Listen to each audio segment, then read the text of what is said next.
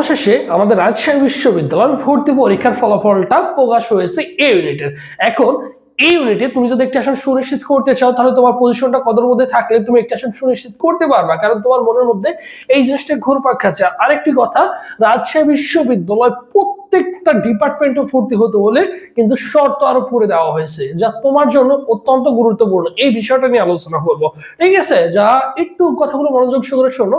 আরেকটি কথা, সেটা হচ্ছে কি, দেখো, এই যে আমাদের রাজশাহী বিশ্ববিদ্যালয়, এখানে কিন্তু ওয়েটিং থেকে অনেক ছেলেমেয়ে সুযোগ পায়। ওয়েটিং কিন্তু অন্য পাবলিক বিশ্ববিদ্যালয় 5-6টা দিয়ে থাকে, এই রাজশাহী বিশ্ববিদ্যালয় কিন্তু ওয়েটিং প্রতি বছরে 18 থেকে 20টা দিয়ে থাকে, 22টা বলতো, বিগত বছরে 22টা দিয়েছে।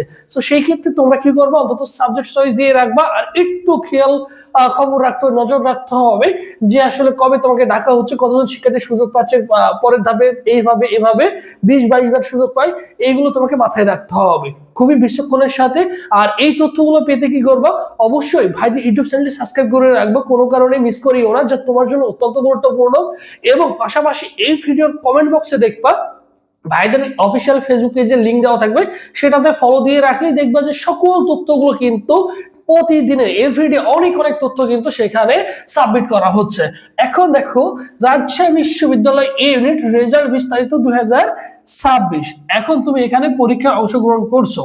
এখন মোট আসন সংখ্যা রয়েছে, অফিসিয়ালি তুমি যদি দেখো 1897টি আসন সংখ্যা রয়েছে, এবং বিশেষ শর্ত সমূহ রয়েছে। হ্যাঁ, প্রত্যেকটা সাবজেক্টে তুমি যদি ল নিয়ে পড়তে চাও, তুমি যে সাবজেক্ট নিয়ে পড়তে চাও, যেহেতু অনেকগুলো ডিপার্টমেন্ট রয়েছে এখানে, সেই ডিপার্টমেন্ট গুলোতে ভর্তি হতে গেলে মিনিমাম তোমাকে শর্ত আরোপ মেনে চলতে হবে, ঠিক আছে?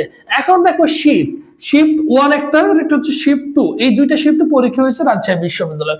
প্রথম শিফটে পরীক্ষা দিচ্ছে 52,600 57 জন শিক্ষার্থী। আসন সংখ্যা তাদের জন্য বরাদ্দ হচ্ছে 948টি।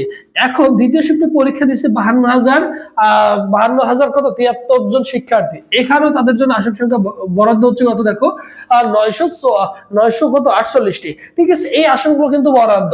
এখন কথা হচ্ছে যে ভাইয়া, এই আসন পর্যন্ত সরাসরি কারা সুযোগ পাবে, বা এই রেজাল্টটা তোমার কি কম্বাইন্ড দেওয়া হয়েছে নাকি সকলের জন্য আলাদা আলাদা প্রোভাইড করা হয়েছে?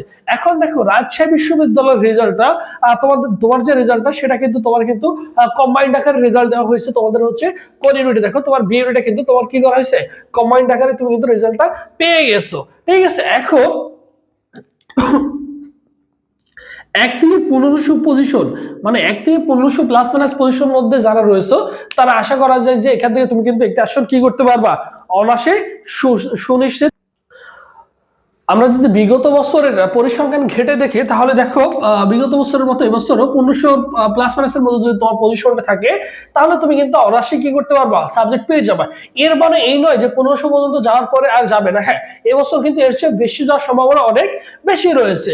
বিশেষ করে দেখো, বিগত বছরগুলোতে তোমার হচ্ছে মাদ্রাসা, আমিল এবং দাখিল বিভাগের শিক্ষার্থী রয়েছে, তাদের পজিশন যদি 4000 প্লাসের মধ্যে থাকে, তাদের হচ্ছে চান্স পাওয়ার সম্ভাবনা অনেক বেশি থাকে। তাদেরকে নির্দিষ্ট, ওই যে বললাম, নির্দিষ্ট শর্ত রয়েছে, কারণ ওই শর্তের সাপেক্ষে তারা কিন্তু কি করতে পারবে। যেমন আরবি ডিপার্টমেন্টে 110টি আসন সংখ্যা রয়েছে, এগুলো হচ্ছে মাদ্রাসা ব্যাকগ্রাউন্ডের শিক্ষার্থীদের জন্য। ইসলামের ইতিহাস ডিপার্টমেন্টে তাদের জন্য হচ্ছে 45% 45% আসন সংখ্যা তাদের জন্য কিন্তু বরাদ্দ রয়েছে। সো এরকম প্রত্যেকটা ডিপার্টমেন্টে কিন্তু নির্দিষ্ট কিন্তু একটা কি রয়েছে, আসন সংখ্যা বরাদ্দ রয়েছে। তাই হতাশ না হয়ে, তোমার পজিশন যদি 5000 প্লাস মাইনাসের মধ্যেও থাকে, তুমি কি করবা, অবশ্যই রাজশাহী বিশ্ববিদ্যালয় সাবজেক্ট চয়েস দিয়ে রাখবো। যেহেতু এখনো কোনো পাবলিক বিশ্ববিদ্যালয় এবছর কি হয় নাই, যেহেতু ভর্তি কার্যক্রম শুরু হয় নাই, একই ছেলেমেয়েরা ঘুরে ফিরে কিন্তু বিভিন্ন পাবলিক বিশ্ববিদ্যালয় তারা কিন্তু পরীক্ষা দিচ্ছে। তারা কিন্তু বিভিন্ন পাবলিক বিশ্ববিদ্যালয়ে চান্স পাবে। যে রাজশাহী বিশ্ববিদ্যালয় ভালো করে, সে দেখা যাবে অন্যান্য পাবলিক বিশ্ববিদ্যালয় কিন্তু সে কিন্তু কি করবে, ভালো করছে। তো সেই ক্ষেত্রে তুমি কি করবা, অন্তত তোমার পজিশন যদি 5000 প্লাসও থাকে, তুমি রাজশাহী বিশ্ববিদ্যালয়ে অন্তত সাবজেক্ট চয়েস দিয়ে রাখবে। এক কথায় পাস করার পরে সাবজেক্ট চয়েস দিয়ে রাখবে। এর পরবর্তী যে তোমাদের ওয়েটিং নিয়ে কথাবার্তা হবে, সেই বিষয়টা আমি তোমাদের সুন্দর করে ক্লিয়ার করে দেবো। এই তথ্যগুলো নিয়ে তোমার মাথা ব্যথা নেই, তুমি কি করবে, অন্তত কাজে থাকবা।